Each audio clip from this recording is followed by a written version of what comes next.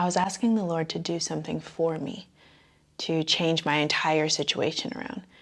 And all he said to me was, Deanna, come sit at my table. Waiting on God to move a mountain or to open a door, and day after day after day after day, nothing came.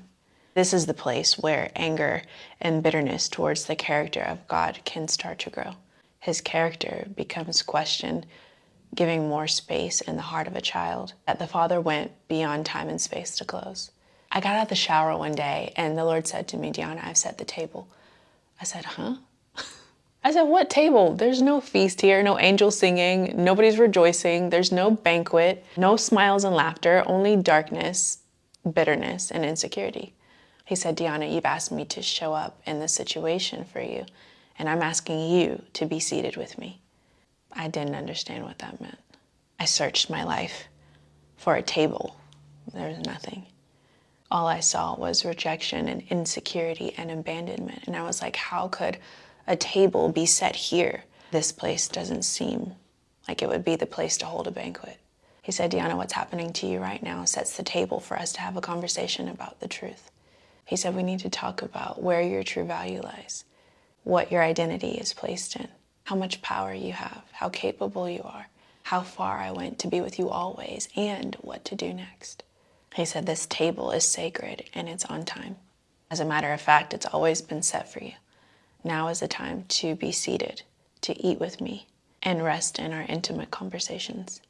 Sometimes I've noticed what the Lord prepares at this table doesn't seem like it's enough. Or maybe the table that he set for us causes disruption and chaos because we are forced to sit face to face with truth. There's no way you can come and sit at this table with the Almighty and not discover the truth.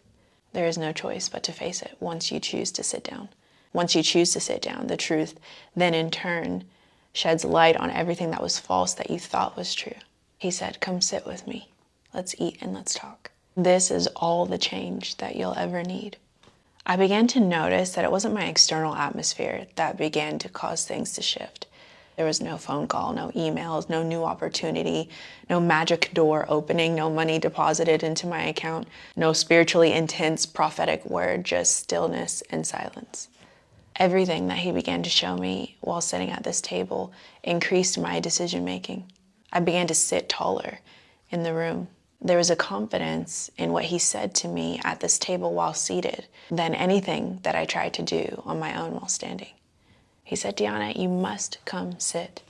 If I move the mountain and you still think that this table had nothing to do with it, or that being seated is invaluable, you will always ask me to turn your situation around with things when the only thing that's needed is a conversation seated with me at this table. This is where you will begin to see external changes. Sit, eat, meditate, listen, observe. When it's time to get up and move, you'll be more aware and more sure of who lives within you and what you are capable of. He said, I don't need to turn your situation around. You simply need to come sit at my table, this table that has been prepared for you before you were placed in the womb.